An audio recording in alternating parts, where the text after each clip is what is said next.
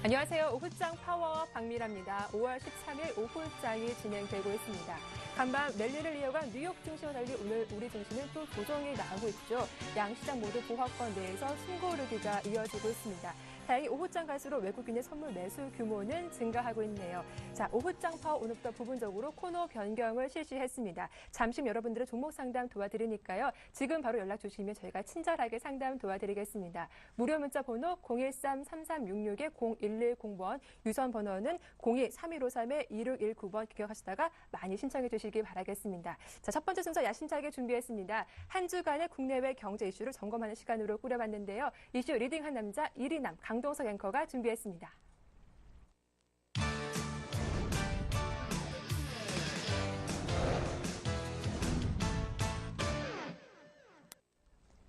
네, 안녕하세요. 새롭게 인사드립니다. 저와 함께 한 주간의 경제 일정을 꼼꼼하게 살펴드리겠습니다. 이슈 리딩하는 남자 이리남의 강동석입니다. 먼저 월요일 경제 지표 일정부터 살펴보시죠.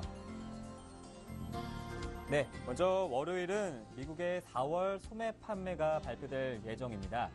함께 보시면요. 미국의 4월 소매 판매 지수가 발표되는데 주가가 고용 개선으로 긍정적인 예상이 가능하지만 여전히 시퀘스터 영향이 클 것으로 분석됩니다.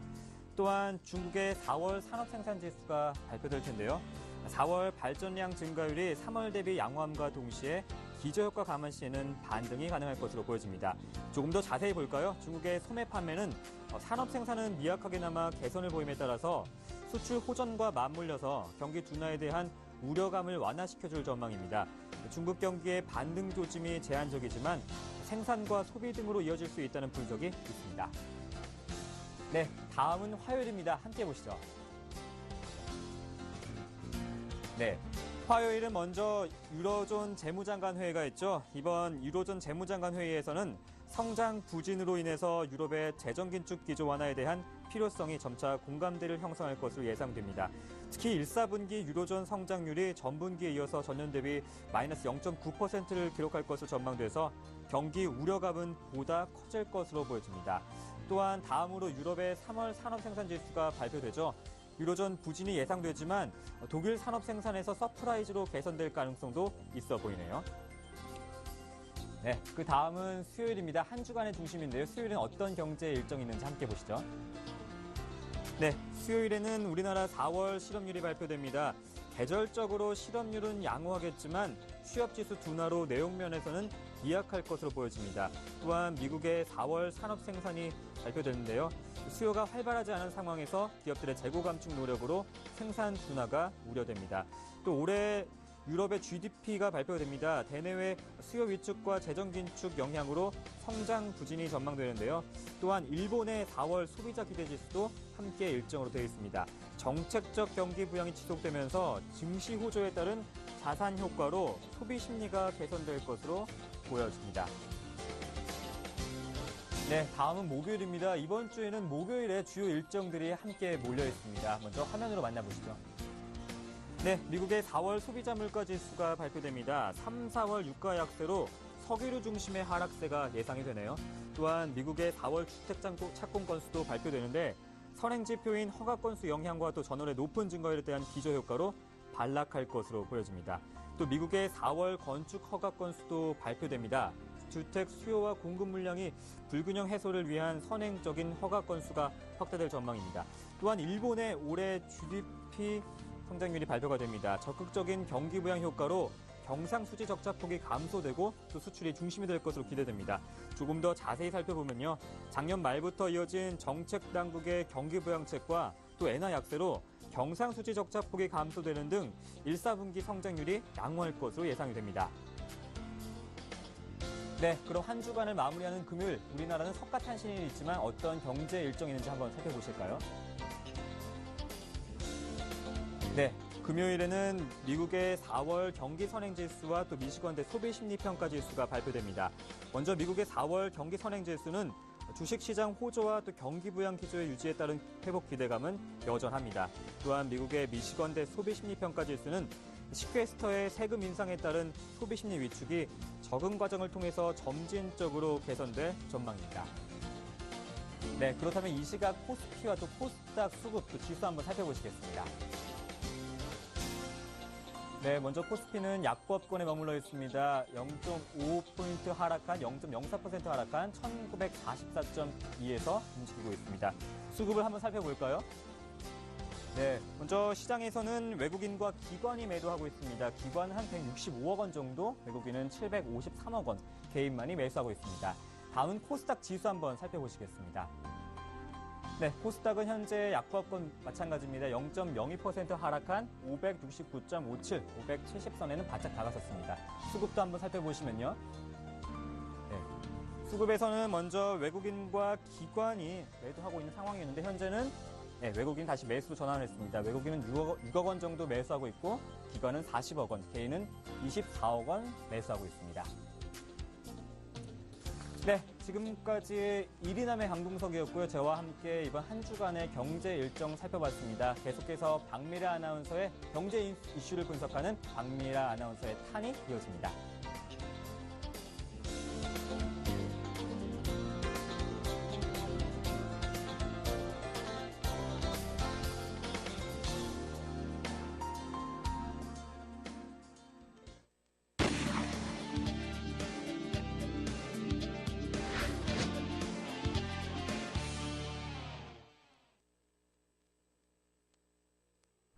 네, 주요 일정 정리하고 돌아왔습니다. 이번 순서는 국내외 주요 이슈 날카롭게 분석해보는 시간 이슈메이커 박미라의 증시탄 시작할 텐데요. 먼저 오늘 분석해볼 이슈 화면으로 만나보겠습니다. 네, 엔저 정책이 견제받을 것이라는 기대가 또다시 무산되고 말았습니다. 주요 7개국 재무장관 중앙은행 총재회에서는 이웃나라의 불만을 불러일으키고 있는 일본의 엔저 정책이 본격 논의됐는데요. 그 결과 엔화 약세에 대한 합의안은 끝내 나오지 않았습니다. 현재 엔달러 환율은 100엔을 넘어서 지난 금요일 뉴욕 외환 시장에서는 101.61엔을 기록하기도 했는데요. 올 연말까지 120엔까지 갈 수 있다는 전망도 현재 나오고 있습니다. 과연 엔달러 환율 어디까지 갈지 지켜봐야겠고요. 그런데 사실 G7 국가들 대부분이 직간접적으로 통화 완화 정책을 현재 시행하고 있다는 점도 엔저 용인 배경으로 꼽을 수 있을 것 같습니다. 미국과 영국, 유럽 중앙은행 등은 이미 기준금리 인하와 제한 없는 국채 매입 등의 통화 완화 정책을 내놓고 있는 상황이기 때문에 엔저를 대놓고 비판할 수는 없는 거죠. 이렇게 세계 각국의 경제적인 부양책과 엔저 용인으로 환율 전쟁이 본격화되지 않을지 지켜봐야 될 것 같습니다. 문제는 엔저로 인해 우리나라 수출 기업들의 큰 타격을 받는다는 것이겠죠. 이 문제는 엔저 우려가 부각됐던 초기부터 나왔던 건데요. 앞으로 국내 경기에 어떤 영향을 미칠지 큰 고민이 아닐 수 없습니다. 어쨌든 현재로서 엔저를 완전히 막는 것은 불가능해 보입니다. 다만 더 이상의 큰 피해가 없도록 대응책을 마련하는 것이 시급할 텐데요. 지금부터 어떤 방안을 세워야 할지 현 상황부터 해결책까지 모색해 보겠습니다. 네, 먼저 오늘의 주요 이슈 살펴보고 돌아왔는데요. 자세한 내용은 샘플러스 김형근 전문위원과 이야기 나눠보도록 하겠습니다. 안녕하세요. 네, 안녕하세요. 네, 이 G7에서 엔화 약세에 대한 합의안은 끝내 나오지 않았습니다. 먼저 이번 회 이후 엔달러 환율이 장중에 102엔대를 뚫기도 했는데요. 어디까지 갈 것이다라고 생각하시는지요?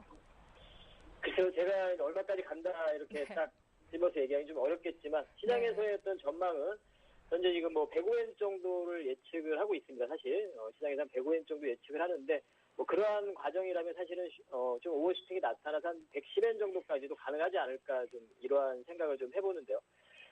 좀 전에 말씀하신 대로 G2 재무장관 회의에서 원론적인 얘기밖에 없었죠. 사실은 그러한 엔화에 대해 엔저에 대한 부분에 대해서 직접적으로 좀 코멘트할 여러 각국의 그러한 상황들이 아니기 때문에 상당히 통화 정책 같은 경우 인위적인 통화 가치 하락을 목표로 해서는 안 되며 내부 경제 문제를 해결하는 수단으로 쓰여야 한다. 상당히 원론적인 얘기만 하게 됐습니다. 그래서 그러한 부분들이 엔저가 계속 진행이 되고 있는데 상당히 지금 현재 상황 자체를 보면 좀 아이러니하게도 지금 미국 시장의 그러한 경기 회복에 대한 기대감이 커질수록 엔저는 좀 진행이 되고 있는 거죠. 지금 미국 시장의 고용 지표나 이런 부분이 상당히 호조를 보여줄수록 엔저가 계속 가속화돼가고 있는 이러한 현상들이 나타나고 있습니다. 그래서 그러한 부분들은 사실은 조금 우리가 길게 보자면 어찌 보면 경기 회복에 대한 이런 부분과도 또 연관을 지을 수 있을 것 같습니다. 국내 시장에서는 여타 이제 수출 관련한 이러한 종목들이 상당히 또 어려움을 겪고 있습니다만 좀 긴 시각에서 보자면 어느 정도는 우리가 조금은 너무 좀 엔저에 대한 부분 그 부분에만 또 우려를 하고 또 여기에 또 너무 또 악재로만 생각을 하고 시장이라는 건 항상 그 하나에 의해서만 움직이는 게 아니기 때문에 좀 전에 말씀드린 대로 어느 일정 부분 엔저가 계속 진행이 돼가고 있다는 거는 글로벌 경기에 대한 회복에 대한 이러한 부분으로도 조금은 긴 시각으로 봤을 때 생각을 해볼 수 있을 것 같습니다. 그래서 엔화에 대한 부분들도 현재 지금 102엔 정도까지 온 상태인데 우리가 이제 100엔 넘어가는 부분은 어느 정도 그러한 부분은 시장에 어느 정도 반영이 됐다고 봅니다. 그래서 지금 국내 우리가 이제 주식과 연관해서 생각을 할 때는 엔저에 대한 부분이 뭐 105엔, 110엔 뭐 이 정도까지 가고 이러한 부분보다는 향후에 우리가 이제 어떠한 대응을 할 것이냐 이런 부분이 중요하겠는데 우리 시장에 어느 정도의 그 영향을 미치는 강도에 대한 부분이 더 중요할 것 같은데요. 일본 같은 경우도 계속 엔저가 지속이 된다고 해서 일본이 무조건 좋은 것만은 아니죠. 일본이라는 국가도 원전 사태 이후에 뭐 에너지 수입이라든가 이런 부분도 또 있기 때문에 그리고 또 국채에 관련된 이러한 부분도 있기 때문에 엔저가 계속 지속이 된다고 해서 무조건 일본 같은 경우도 용인하고 그 부분을 반기고 이러한 상황은 되지 못합니다. 그렇기 때문에 어느 정도는 또 이러한 엔저 지속 이후에 속도 조절이라든가 그리고 이제 우리 국내도 지금 금리 인하를 한 이후에 환율 자체가 지금 국내 환율 자체도 지금 180엔, 1080원까지 갔다가 현재 지금 1116원으로 강하게 반등을 주고 있는 모습이죠. 금리 인하가 우리가 하루 만에 어떤 종목의 흐름으로 봤을 때는 조금 반짝하고 말지 않았느냐 이런 생각도 해보지만 사실은 금리 인하에 대한 부분은 어느 정도 시장에서 좀 효과를 발휘하는 부분이 아닌가 저는 개인적으로 생각을 하고 있습니다. 그래서 엔화에 대한 뭐 환율에 대한 부분 105엔, 110엔 뭐 이 정도까지 예상을 합니다만 그 부분의 시장에 대한 부분 우리가 크게 너무 엔저에 대한 부분으로 너무나 뭐 그 부분을 악재로 해서 우려할 상은 아니다. 좀 이런 부분을 말씀드리고 싶습니다. 네, 일단 엔화 약세 현상 크게 우려하지는 말자라는 주장이셨는데요. 일본의 엔저 문제뿐 아니라 세계 각국이 너도 나도 국수주의적인 경제 정책을 펼치고 있습니다. 앞으로 환율 전쟁이 본격화되는 것이 아닐까 이런 우려의 목소리도 있는데 그 부분은 어떻게 보시는지요? 환율 전쟁이라고 이제 표현을 하자면 사실은 그러한 부분이 이미 이제 진행이 돼가고 있다고 봐야 되겠죠. 그 부분은 계속 뭐 진행이 돼가고 있고 그 부분이 이제 격화가 돼가고 있는 과정이라고 봐야 되겠죠. 글로벌 그런 환율 전쟁 자체가 격화가 돼가고 있는데 사실 이제 환율 이러한 부분이 진행이 되면서 가장 피해를 볼 수 있는 쪽은 또 유럽 쪽이 될 수 있습니다. 이런 캐리 트레이드 자금이라든가 이런 쪽이 이탈이 되고 이런 현상들이 나타나기 때문에 오히려 이제 그러한 쪽이 더 피해를 볼 수 있다고 생각을 하고요. 국내적인 부분으로 환율 전쟁으로 인해서 수출 기업이나 이런 부분이 우리가 좀 영향을 받겠으나 현재 그 부분 단순하게 환율 좀 전에도 말씀드렸지만 단순하게 그 부분만 가지고 생각할 수 있는 부분이 아니기 때문에 이 부분도 저는 환율에 대해서는 항상 뭐 우리가 이제 시장에 지금 현재 우리도 이제 금리 인하를 하고 글로벌적으로 다 진행을 하고 있는 상황이지만 어차피 이러한 부분들이 우리가 인위적으로 막 어느 선 정도로 막 강제로 조절하고 이러기는 좀 어렵다고 보고요. 시장에서 형성이 되는 거기 때문에 이러한 부분들 또한 다 시장에서 우리는 이러한 부분이 진행이 될 때 어떠한 식으로 주식하는 입장에서 그러한 부분들을 과연 어떻게 대응을 할 것이냐 이런 부분이 더 중요한 것 같고요. 이 부분을 우리가 솔직히 사실 말씀드리면 그 부분은 우리가 어떻게 조절할 수 있는 부분이 아니죠. 그대로 투자자들 입장에서는 뭐 받아들일 수밖에 없는 그러한 변수입니다. 그래서 그대로 좀 받아들이면서 우리는 시장에 대한 대응 전략만 잘 모색을 하면 되지 않을까. 그리고 가장 직접적으로 뭐 우리가 금리 인하를 하고 환율이건 주식에 가장 영향을 주는 부분은 결국 수급입니다. 그래서 수급적인 부분을 가장 우리가 좀 직접적으로 판단을 하면서 시장이 좀 대응을 할 필요가 있지 않나. 환율 전쟁은 이미 계속 뭐 진행이 돼가고 있는 겁니다. 하지만 그게 어느 한쪽으로 계속해서 한 방향으로만 진행이 되고 이러지는 않기 때문에 상대적인 거기 때문에 그 부분을 뭐 생각을 한다면 우리는 뭐 환율 전쟁이 진행이 되고 있어서 시장에 뭐 어려움이 있다 뭐 이 부분보다는 이럴 때 그럼 우리는 어떠한 대응을 해야 되느냐, 어떠한 섹터를 또 집중을 해야 되느냐 이쪽에 포커스를 좀 맞출 필요가 있지 않나. 투자자들 입장에서는 그 부분을 뭐 생각을 해봅니다. 네. 그런데 무엇보다 엔저로 가장 큰 영향을 받는 건 우리나라가 아닐까 싶습니다. 지난 금요일에도 여실히 그 부분이 드러나기도 했는데요. 엔저 현상이 더 이어진다면 수출주 역시 좀 타격이 있지 않을까 싶거든요. 그나마 다행히 오늘 기아차는 좀 반등이 나오고 있는데 이 부분은 어떻게 보시는지요? 예, 그렇습니다. 그래서 지금 뭐 가장 직접적인 부분이죠. 사실은 이제 기아차라든가 자동차주들 그리고 IT 대부분의 수출주들이 뭐 엔화에 대한 일본과 경쟁 구도에 있는 그러한 기업들은 당연히 영향을 받을 수밖에 없다고 생각을 합니다. 하지만 이제 실제적으로 우리가 자동차 쪽을 좀 보면 현재 지금 현대차, 기아차 좀 주가의 흐름은 뭐 탄력적이지 못하고 좀 답답한 흐름을 보여줍니다만 실제 이러한 엔저에 대한 부분으로 우리가 지금 현재 일본의 자동차 주식을 좀 확인을 해보면 토요타 정도가 좀 수혜를 보고 있다고 좀 판단이 들고요. 그 부분은 이제 단순한 환율적인 부분도 있지만 해외 시장에서의 어떤 수요 확대나 이런 부분을 보자면 주로 이제 미국 시장에서의 어떤 수요 확대라든가 이런 부분을 보자면 뭐 SUV가 주가 되고 있는 토요타 정도의 수요가 좀 확대가 돼가고 있고 이런 정도를 실제적으로 확인을 해본다면 토요타 정도만 그러한 실적적인 부분이 좀 개선이 돼가고 있고 나머지 혼다나 닛산 이러한 기업들은 실제적으로 뭐 실적이 막 상당히 좋아진다든가 이러한 상황은 아니라고 판단이 들고 있습니다. 그래서 너무 좀 과민한 그러한 환율에 대한 영향이라고 생각을 하고 실제적으로 중국 시장에서의 어떤 수요 부분도 일본 자동차들이 실제적으로 중국 시장의 마켓쉐어가 지금 늘어나고 있느냐 그런 상황도 아닙니다. 중국과의 어떤 영토 분쟁이나 그러한 이후에 실제적으로는 마켓쉐어도 지금 줄어들고 있는 상황이기 때문에 현재 이러한 흐름들은 다분히 어떤 그 투기적인 어떤 흐름이라고 좀 생각이 들고요. 롱숏 전략이라고 봐야 되겠죠. 그래서 뭐 일본의 자동차 주식을 사고 국내 자동차 주식을 팔고 이러한 해외 자금들의 그러한 전략적인 부분이라고 좀 보고 있습니다. 실제적인 그러한 부분을 좀 체크를 해보면 제가 좀 전에 말씀드린 그러한 부분들이기 때문에 이러한 부분들은 좀 장기적으로 계속해서 뭐 진행이 될 것이다 이렇게 보지 않습니다. 이 부분은 충분히 이러한 환율적인 속도에 대한 문제만 좀 어느 정도 안정화가 되고 영향을 미치는 부분이 좀 둔화가 되고 어느 정도 또 그러한 그 자금들의 롱숏 전략이 수익률 차원에서의 좀 변화가 생긴다면 충분히 자금은 또 다시 변화가 될 거라고 생각을 하고 있습니다. 그러한 부분을 좀 생각하자면 오히려 지금 현 구간에서 뭐 자동차라든가 이런 쪽도 좀 관심을 또 가질 수 있는 구간이 아닌가 좀 생각을 해봅니다. 좀 전에 말씀드린 실제적인 그런 실적적인 부분이라든가 이런 부분은 환율에 지금 의해서 우리가 우려하는 정도의 그러한 종목들의 흐름과는 좀 다른 현상이라고 생각을 합니다. 이렇게 좀 설명을 좀 드리고 싶습니다.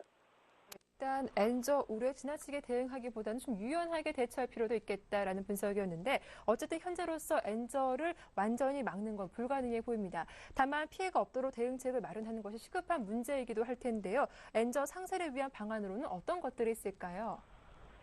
일단은 이제 우리도 금리 인하를 좀 하게 됐는데 네. 그 부분은 제가 아까 환율 부분을 보면서 우리가 종목으로는 뭐 반짝하고 말았다 이러한 생각을 좀 하지만 사실상 환율이 강하게 좀 반등을 줬습니다. 그런 부분을 보자면 그 금리 인하에 대한 부분은 조금씩 시장에 좀 반영이 될 거라고 보고 있고요. 추가적인 뭐 금리 인하라든가 이런 부분도 좀 가능하겠죠. 만약에 뭐 엔저에 대한 뭐 상세 부분을 좀 말씀을 드리자면 그 부분은 이제 우리가 뭐 결정할 문제는 아니지만 국가에서 또 그러한 부분을 또 담당을 하시는 분들은 뭐 그런 부분도 생각을 해볼 수도 있겠고요. 그리고 무엇보다도 사실은 이제 기업들의 문제가 더 중요하겠죠. 기업들의 단순한 가격적인 그러한 경쟁 부분보다는 그 부분을 뛰어넘을 수 있는 질적인 향상이라든가 이런 부분이 더 중요할 것 같습니다. 충분히 뭐 우리 국내 기업들, 수출 기업들 그러한 면이 가능하지 않나 좀 이렇게 생각을 해봅니다. 그래서 그 부분이 오히려 우리가 이제 현재 그 엔저에 대한 우려하는 부분은 여러분들 잘 아시다시피 일본 자동차를 싸게 판다고 보시면 되는 겁니다. 가장 간단하게 말씀드리면 그 부분을 좀 뛰어넘을 수 있는 국내 그러한 수출 제품들의 좀 질적인 향상이라든가 이런 부분이 더 중요하다고 봅니다.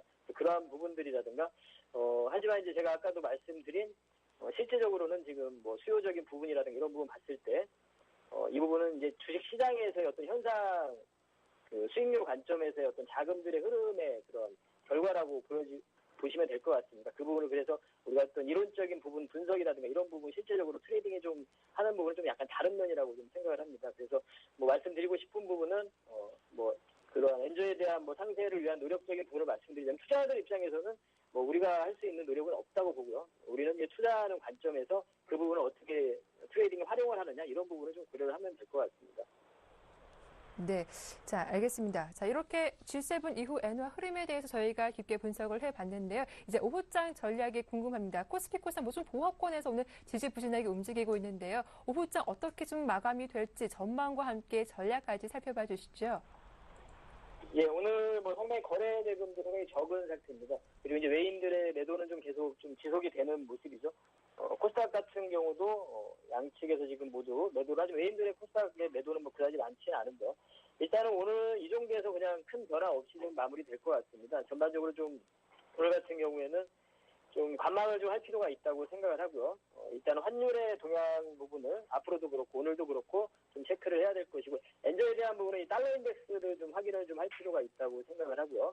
그 부분을 좀 환율 위주로 해서 체크를 하고 또 이번 주에 계속 발표를 앞두고 있는 미국의 경제지표 아까도 말씀드린 대로 미국의 경제지표가 더 호조를 보여주고 이럴수록 사실은 엔저가 더 가속화되고 이런 현상들이 나타나기 때문에 그런 지표적인 부분을 좀 좀 체크를 좀 해봐야 될 것 같습니다.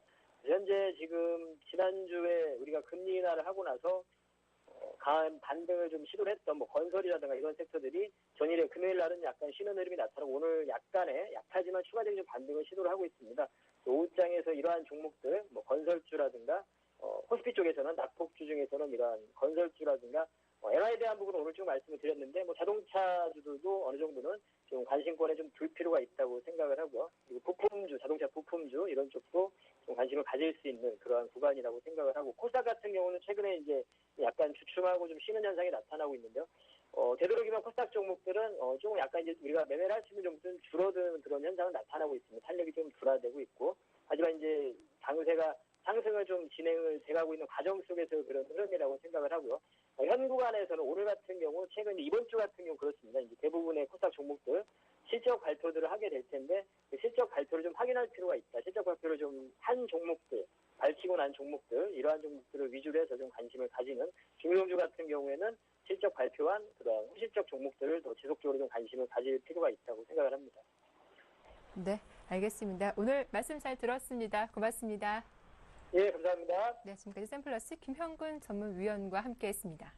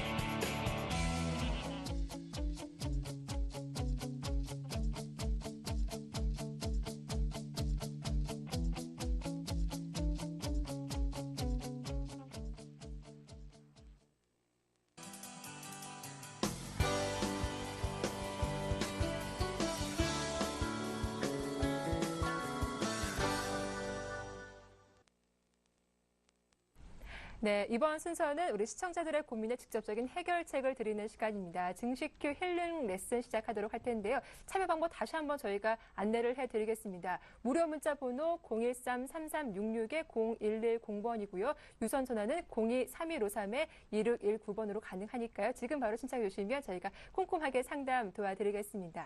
자, 요즘 힐링이 대세이잖아요. 변동성이 큰 우리 증시야말로 힐링이 필요할 때가 아닐까 싶기도 한데요. 시청자들의 고민 해결해드릴 두 분의 전문가 저희가 소개해드리겠습니다. 먼저 샘플러스 정재훈 멘토와 그리고 텐스탁의 김선윤 대표 나오셨습니다. 안녕하세요. 반갑습니다. 네. 자, 오늘 저희가 준비한 첫 시간이기도 한데 먼저 시청자분들께 두 전문가님의 각오가 어떤지 좀 전해드리고 싶거든요. 먼저 정재훈 멘토님부터 한번 어떤 각오로 임하실 건지 말씀 부탁드릴게요. 예, 네. 제가 오늘 처음 출연하는 프로그램입니다. 그리고 또 네. 하나는 종목 상담을 좀 처음 하게 됐는데요. 네. 일단 뭐 처음 하는 것만큼 초심으로 일단 시작한다라는 생각을 하고요. 열심히 네. 좀 해서 좋은 수익 그리고 좋은 제안들을 해드리도록 하겠습니다. 네, 지금 저희 벌써부터 문자가 막 들어오고 있거든요. 잠시만 기다려 주시고요. 초심으로 임해 주신다라고 하시니까 저도 기대를 해보겠습니다. 김선윤 대표님 어떤 각오신가요? 네, 그렇죠. 자, 이제 시작을 했습니다. 네. 여러분, 힐링 타임입니다. 포트 점검을 확실하게 해드릴 겁니다. 종목 하나하나가 아니고 고객님이 갖고 계시니까 시청자분들께서 갖고 계신 모든 종목을 다 송두리째 바꿔버릴 수도 있어요, 제가. 근데 제대로 보셔야 됩니다. 수익을 내드릴 거고 포트 변경을 통해서 무조건 따라와 주셔야 됩니다. 이 시간은 종목을 상담하는 시간이 아니고 네. 종목을 통해서 그 종목을 포트폴리오 변화를 통해서 고객님 수익을 마이너스라면 플러스로 되돌리는 시간이거든요. 정말 중요하게 선택하셔야 됩니다. 종목 상담 보내실 때 한 종목 보내지 마십시오. 전체 종목을 송두리째 보내주십시오. 그래야지만 네. 저희가 상담을 통해서 깔끔하게 해드릴 거고 앞으로의 시간 자체가 굉장히 오랫동안 지속되면서 꾸준하게 힐링해드리면서 또 한 번의 수익 내드리면서 최고의 프로그램으로 자리매김하도록 노력하겠습니다. 네, 시청자님들 잘 들으셨죠? 문자 보내실 때 한 종목만 보내는 게 아니고요. 여러분들 포트폴리오를 그대로 보내주시면 저희가 상담이 가능하다라는 점 꼭 기억을 해두시고 지금부터라도 여러분들 보유하고 계신 종목들 다 저희한테 문자로 보내주시면 저희가 상담 도와드리겠습니다. 자, 첫 번째 힐링 상담자 먼저 연결이 되어 있는데요. 전화부터 한번 받아보겠습니다. 안녕하세요. 네, 안녕하세요. 네, 시청자님 반갑습니다. 네. 예, 오늘 저희 첫 시간인데 첫 번째로 전화 연결되셨어요. 소감이 좀 어떠신가요? 떨리네요. 저도 떨립니다. 예. 시청자님, 자 그러면 일단 네. 본인 소개 좀 간략하게 부탁드리고요. 현재 어떤 종목 보유하고 계신지 그 포트폴리오에 어떤 종목 담고 있는지도 좀 소개를 해주시죠. 네. 제가 주식을 시작한 지 별로 안 돼서 네. 좀 보유를 해야 되는지 말아야 되는지 고민이 돼서 전화를 드렸고요. 딱 목소리 들어보니까 좀 젊으신 분 같아요. 네. 네. 이번에 처음 시작하게 됐습니다. 처음 시작하셨어요? 네. 네. 자, 그럼 어떤 종목 담고 계시는지 포트폴리오 좀 소개해 주시죠. 네 종목을 보유하고 있는데요. 네. LG U+랑 위메이드 그리고 SM 그리고 자화전자 이렇게 네 개를 보유하고 있습니다. 네, 일단 종목명만 들어봤을 때는 상당히 우량한 종목들 담고 계시는 것 같아요. 그렇죠? 네. 예, 그런데 일단은 매수가가 궁금하거든요. 어느 정도 가격대 매수하셨는지 먼저 LG U+부터 차근차근 말씀해 주시죠. 네, LG U+는 매수가가 12,000원에 매수를 했고요. 12,000원이요? 네. 네. 그리고 위메이드는 56,500원에 네. 매수를 했어요. 그리고 SM 같은 경우는 41,200원에고요. 자화전자는 27,900원에.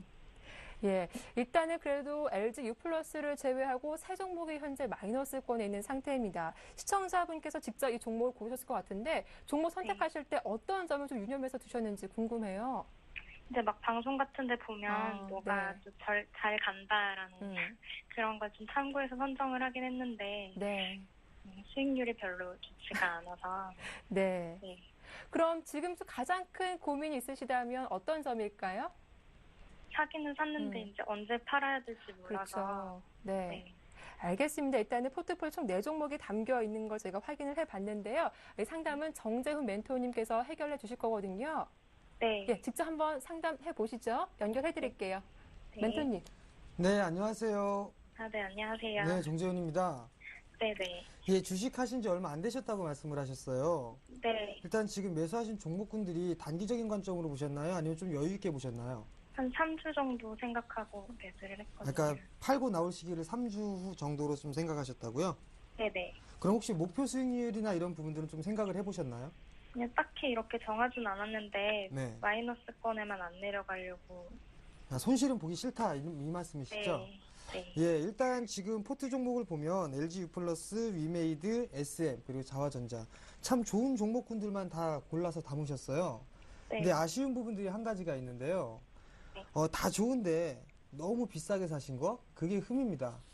그렇기 때문에 일단 지금 현재 충분히 수익이 날 수 있는 그런 종목임에도 불구하고 좀 손실권역으로 현재 손실이 나고 있는 그런 종목군들도 있거든요. 그 네. 부분들만 아니라면은 뭐 좋은 결과가 있을 것이다라고 좀 말씀을 드리고 싶어요. 그리고 또 하나는 지금 현재 좋은 주식들을 다 가지고 있으니까 지금 현재 시장이 좀 최근에 많이 불안하죠. 네. 이 심리적인 부분들이 많이 흔들리게끔 돼 있습니다. 지금 현재 시장 자체가. 이런 부분들을 잘 이겨낸다면 아마도 손실 없이 수익으로 아마도 이렇게 매도를 할 수 있다라고 좀 보시면 좋을 것 같아요. 그러면 한 종목씩 제가 보면서 좀 말씀을 드리도록 하겠습니다. 우선 보게 된다면 LG U+를 좀 먼저 말씀을 좀 드릴게요. 오늘 같은 경우는 뭐 신고가의 흐름들을 좀 기록을 해주고 있는 그런 사항들인데요. 매수가가 12,000원에 매수를 하셨어요. 상당히 좀 고가권역에서 매수를 했다라고 좀 보셔도 좋을 것 같거든요. 근데 여기에서 한 가지 봐야 될 부분들은요. LG U+가 성장성이 기대가 되고 있는 종목이면 틀림이 없습니다. 앞으로 점차적으로 다 사업적으로 번창을 할 기업이고요. 그 다음에 실적 또한 눈부시게 좀 발전을 해나갈 그럴 종목이면 틀림없습니다. 그렇지만 지금 현재 수급적인 부분들 화면을 좀 보시면 빨간색 선과 검정색 선이 있습니다. 빨간색 선은 기관의 보유 수량이고요. 검정색 선은 외국인의 보유 수량이에요. 지금 현재 보시게 된다면 기관 쪽에서 매수를 해주면서 주가를 부양을 시키는 모습들이 나타났었고요. 최근 들어서 보게 된다면 외국인들까지 공격적인 매수를 해주면서 상승을 해주는 그런 모습들이 나타났었습니다. 결국에는 외국인들이 이렇게 공격적으로 매수를 해주기 때문에 주가는 큰 폭으로 상승을 했다라고 좀 보셔도 좋을 것 같거든요. 그렇지만 단기적인 흐름들을 좀 보시게 된다면 기관 쪽에서는 어느 정도 차익성 매도가 나오고 있다라는 얘기예요. 그렇기 때문에 어느 정도는 좀 조정을 받을 수 있다라고 좀 생각을 하셔도 좋을 것 같고요. 여기에서 키포인트는 외국인 쪽에서 최근 들어서 매수가 유입이 되고 있는 상황들이기 때문에 외국인 쪽에서의 매도가 나오느냐 나오지 않느냐 이 타이밍을 보면서 매도 타이밍을 좀 잡으시면 좋을 것 같아요. 일단 3주 정도를 보유를 하고서 차익을 내고 나오시겠다라는 말씀을 드렸기 때문에 일단 목표가는 좀 짧게 잡아드리도록 하겠습니다. 우선적으로 12,400원권역에서 지금 현재 거래가 되고 있는 그런 상황들입니다. 일단 목표가는 제가 13,000원을 좀 제시를 해드렸어요. 왜냐하면 지금 여기에서 뻗어나가는 흐름들이 나타나게 된다면 추가적으로 더 상승을 해줄 수가 있는 그런 부분들인데요. 여기서 월봉 차트를 보시게 된다면 약 한 13,000원권역에서는 정고점권역 이 자리대가 머물러 있는 그런 상황들입니다. 그렇기 때문에 한 차례의 저항을 좀 받을 수 있는 자리이기 때문에 일단 목표가는 짧게 13,000원을 좀 제시를 해드리고요. 손절 또한 마찬가지예요. 손절 또한 현재 12,000원에 매수를 하셨으니까 큰 폭으로 보실 수는 없습니다. 최근에 보시게 되면 박스권역으로 좀 진행되는 그런 모습들이 나타나고 있거든요. 만약에 이 박스 하단권역이 11,500원입니다. 지금 현재 11선권역에 있는데요. 이 자리대가 이탈되는 흐름들이 나오게 된다면 리스크 관리를 하자라는 의미에서 손절가를 11,500원으로 좀 제시를 해드리도록 하겠습니다. 두 번째 종목 말씀드릴게요. 위메이드입니다. 위메이드 지금 58,700원에 좀 거래가 되고 있고 56,000원까지 좀 밀려 내려왔습니다. 마찬가지로 게임 쪽에 있는 그런 기업인데요. 과거에 큰 폭의 상승을 좀 기록을 했었어요. 그리고 나서 가격 조정과 기간 조정을 좀 받은 이후에 재차 상승 시도를 해주고 있는 그런 모습들인데요. 최근에 제가 요즘에 게임들을 좀 많이 해봅니다. 왜냐하면 모바일 게임에 좀 관심이 많아서 해보는데 네. 위메이드의 게임이 상당히 좀 재미난 그런 게임들이 더러 좀 모습들이 나타나고 있거든요. 그런 모습들로 봤을 때는 추가적인 상승 시도는 가능하다라고 좀 보셔도 좋을 것 같아요. 그렇지만 마찬가지로 이 위메이드도 고가권역에서 너무 따라서 산 그런 부분들이 좀 아쉬운 부분들입니다. 마찬가지로 좀 차트를 보시면서 말씀을 드리도록 하겠는데요. 네. 먼저 수급적인 부분들을 보게 된다면 마찬가지로 기관 쪽에서 매수를 해주고 있는 그런 사항들이에요. 그리고 단기적인 흐름들을 보더라도 지금 현재 매수와 매도, 혼조세를 좀 보이고 있다라고 좀 보셔도 좋을 것 같거든요. 그런 모습들 때문에 집중적으로 상승을 할 수는 없다라고 좀 보셔도 좋을 것 같습니다. 기술적인 흐름을 보게 된다면 고점을 형성해 주고 난 이후에 꾸준하게 밀려 내려왔습니다. 밀려 내려오고 난 이후 바닥을 형성을 해주고 한 차례 상승을 한 이후에 박스권역의 좀 모습을 보였었어요. 그리고 나서 저점을 기록을 하고 다시 상승을 하게 된다면 이 상승폭만큼 상승을 해주는 게 주식의 습성이거든요. 그런데 지금 현재 자리대에서는 약 58,600원권역의 고점을 형성해 주고 난 이후에 조정을, 눌림을 좀 받고 있다라고 좀 보셔도 좋은데요. 여기서 좀 봐야 될 부분들은 지금 현재 위메이드가 비중이 40%를 좀 가지고 계세요. 일단은 40%면 좀 한 종목에 좀 무리가 되는 것 같다라고 좀 말씀을 드리고 싶고요. 일단 목표가는 제가 정고점권역입니다. 최근에 형성된 고점권역인데요. 58,000원권역을 좀 제시를 해드리도록 하겠고요. 그 다음에 손절가는 54,000원을 좀 타이트하게 좀 잡아드리도록 하겠습니다. 그리고 이제 세 번째 종목군들을 말씀드릴게요. 세 번째 종목은 SM입니다. 네. 최근에 한류 열풍이 일으면서 상당히 큰 폭으로 상승을 했다가 예. 작년 4분기 때 실적에 대한 그런 우려감 이런 부분들로 해서 급락이 나왔던 그런 기업입니다. 최근 들어서 바닥권역을 탈피를 못하고 있는 그런 모습들인데요. 여전히 이 한 번 신뢰를 잃었던 기업은 한 번쯤은 신뢰를 회복하기 전까지는 주가가 올라가기는 좀 상당히 힘듭니다. 그런 부분들이 나타나기 때문에 지금 현재 주가가 지지부진하다라고 좀 보셔도 좋을 것 같습니다. 수급적인 부분들을 보더라도 이렇게 크게 주도적으로 매수해주는 그런 창구들이 없습니다. 기관 쪽도 네. 일단 매수와 매도를 반복해주고 있고 외국인 쪽도 마찬가지로 매수와 매도를 반복해주고 있습니다. 여기에서 개인들만이 좀 매수를 해주고 있는 상황이 상당히 좀 안타깝다라고 좀 보셔도 좋을 것 같거든요. 네. 지금 현재 모습을 보시게 된다면 박스권역에서 진행이 되고 있는 그런 모습들입니다. 결국 지금 현재 약보합권역에서 거래가 되고 있는데요. 이 종목이 밀려 내려오게 된다면 다시 한번 박스권 하단권역까지 밀려 내려오는 그런 모습들이 전개가 될 겁니다. 그렇게 된다면 지금 현재 추가적으로 되밀릴 수 있는 그런 모습들이 나타날 수가 있다라고 좀 보셔도 좋을 것 같거든요. 여기서 전략을 좀 말씀을 드리도록 하면요. 41,200원에 매수를 하셨습니다. 지금 현재 약 한 10%가 좀 안 되는 그런 구간들에서 한 5% 정도 손실권역일 것 같은데요. 네. 일단 목표가를 45,000원 정도로 좀 제시를 해드릴 겁니다. 45,000원 정도가 된다면 약 한 6%에서 7% 정도의 수익권으로 보실 수가 있을 것 같고요. 손절가는 지금 현재 박스 하단권역입니다. 36,000원이 이탈되는 흐름들이 나타나게 된다면 손절로 좀 대응을 하시는 게 낫겠다라고 좀 말씀을 드리고 싶어요. 왜냐하면 만약에 이 박스권역을 이탈하는 흐름들이 나타나게 된다면 추가적인 급락의 흐름들이 나올 수도 있습니다. 물론 실적이라는 부분들도 확인을 해야 되겠지만 만약에 실적이 안 좋게 나왔을 경우에는 최근의 종목군들을 보게 된다면 많이 밀려 내려오는 그런 모습들이 나타나고 있거든요. 그렇기 때문에 손절 라인은 37,000원 이탈되는 흐름들이 나타나게 된다면 좀 리스크 관리를 한다라고 좀 보시는 게 좋을 것 같습니다. 자, 그럼 마지막 종목 말씀드리도록 하겠습니다. 자화전자예요. 자화전자인데 참 좋은 종목을 정말로 잘 사셨습니다.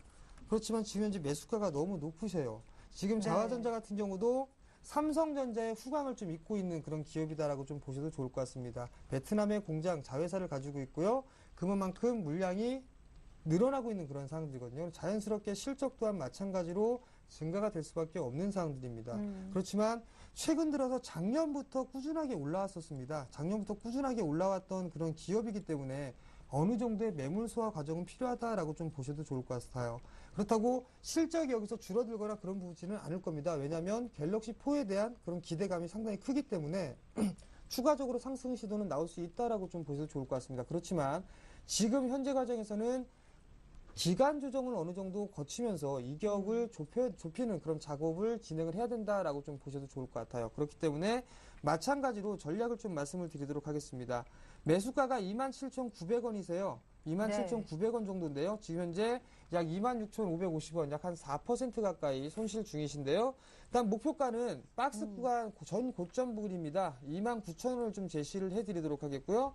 손절가는 최근에 나왔던 형성돼 있던 저점입니다. 26,000원이 이탈되는 흐름들이 나타나게 된다면 리스크 관리를 하고 다음 포인트를 잡아서 다시 한번 재매수하는 그런 포인트로 전략을 잡는 게 좋겠다라고 좀 말씀을 드리도록 하겠습니다. 네, 시청자님 전화 연결이 아직 돼 있나요? 네. 아, 네. 상담 좀 잘 받아보셨어요? 네네. 네, 좀 도움이 되셨나요? 네, 많은 도움이 됐어요. 예, 감사합니다. 언제든지 문의사항 있으시면 또 바로 연락을 주십시오. 네, 알겠습니다. 네, 고맙습니다. 자, 이렇게 첫 번째 전화 연결해 봤는데요. 최종 포트폴리오 저희가 화면으로 정리해 보겠습니다.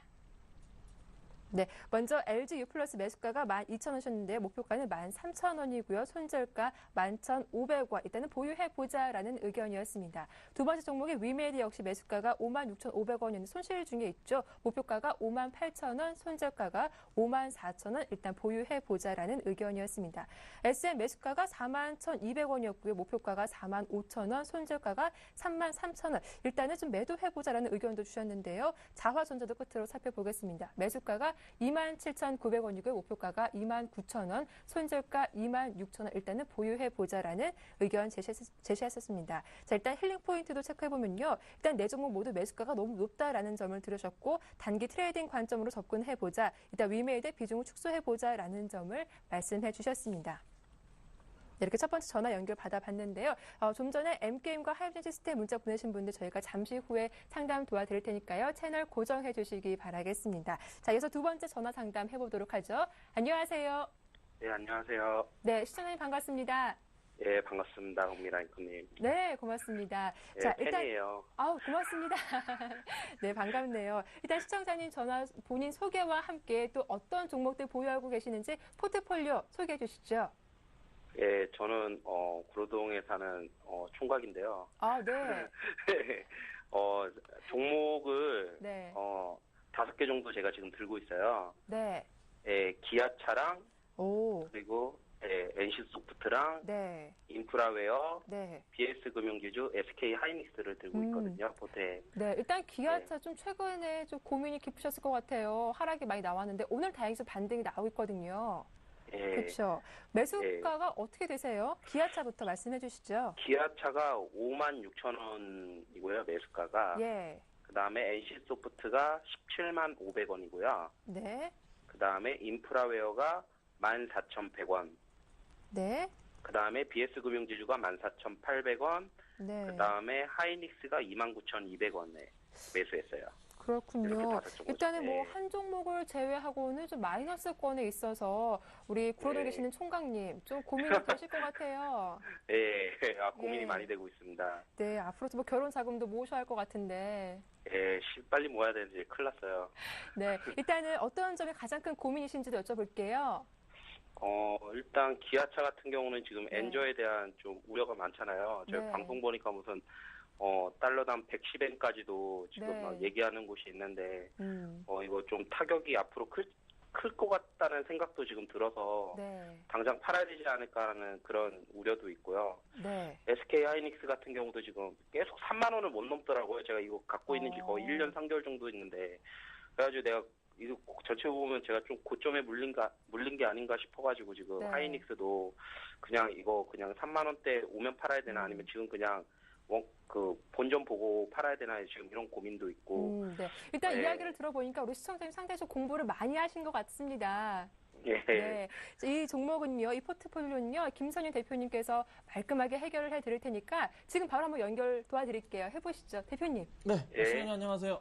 예, 안녕하세요.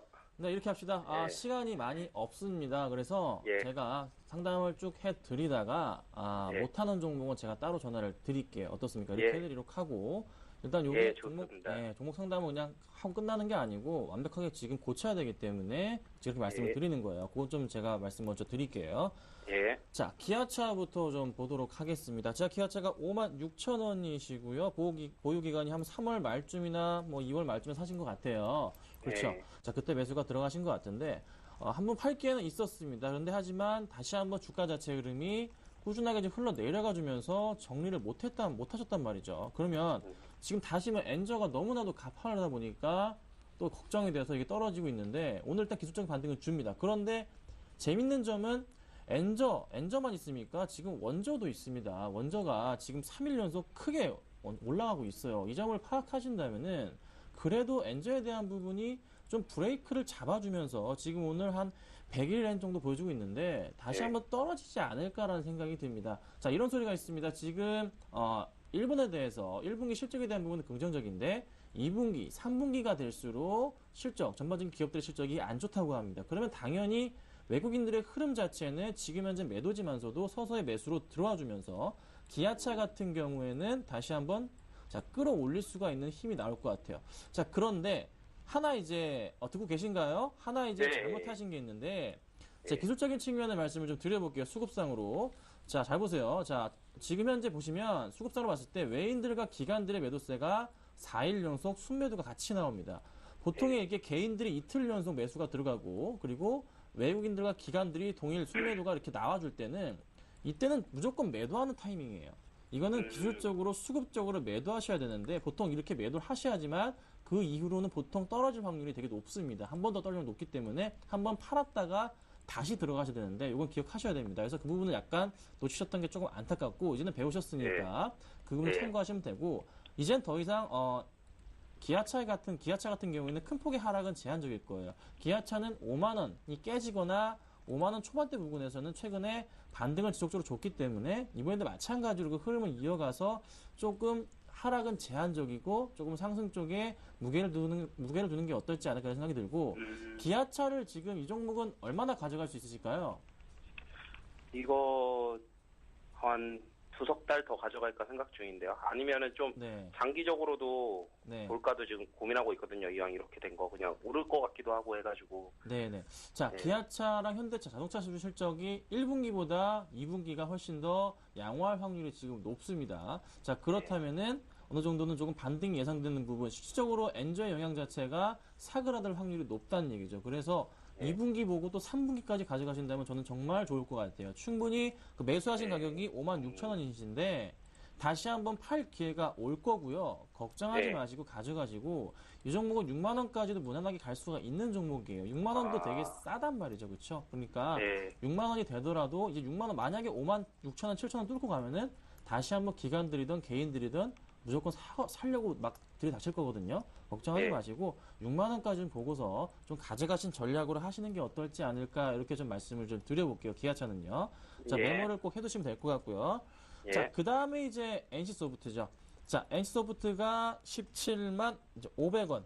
이시고요. 예. 한 5개월 정도 보유하신 것 같네요. 자, 이제 뭐 팔아야 되지 않을까라는 고민이 많으실 거예요. 올라왔잖아요. 그런데 이거 아실 거예요. NC소프트에서 가장 유명한 게임이 바로 리니지죠. 그렇죠? 자, 네. 리니지란 게임이 최근에 1분기 작년 말부터 해가지고 급속하게 이벤트를 통해서 새로운 이제 업데이트를 통해서 접속자가 증가를 합니다. 그 영향을 통해서 실적이 확 증가했거든요. 1분기 때.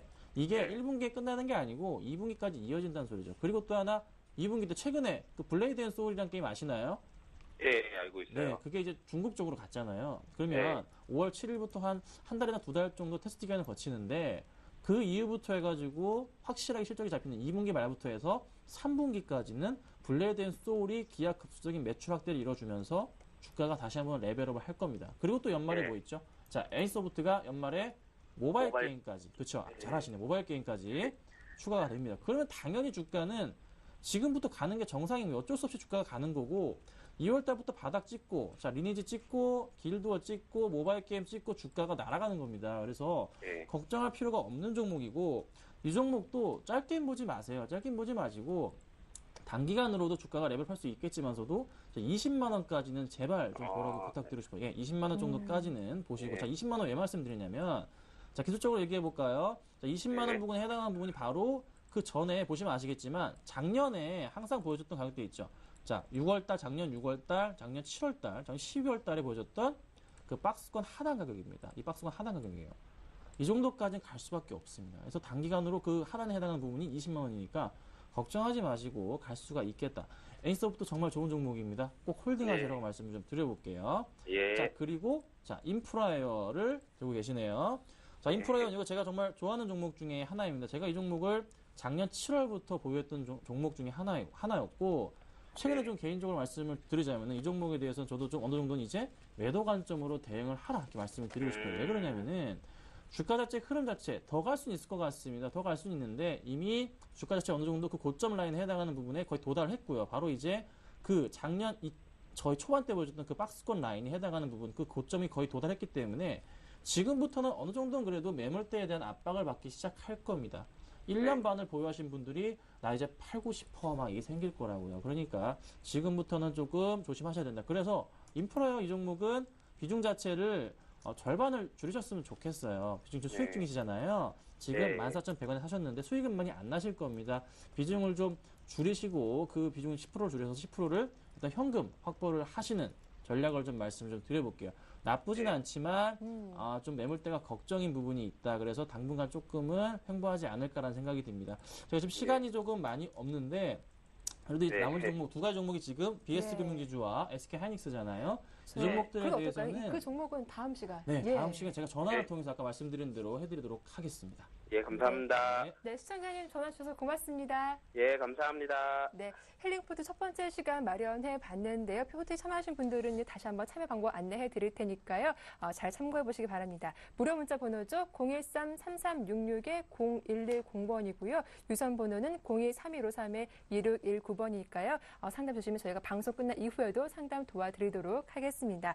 자, 오늘 두 분 전문가 수고 많으셨습니다. 정재훈 멘토님 그리고 김선윤 대표님 모두 수고 많으셨습니다. 고맙습니다. 감사합니다.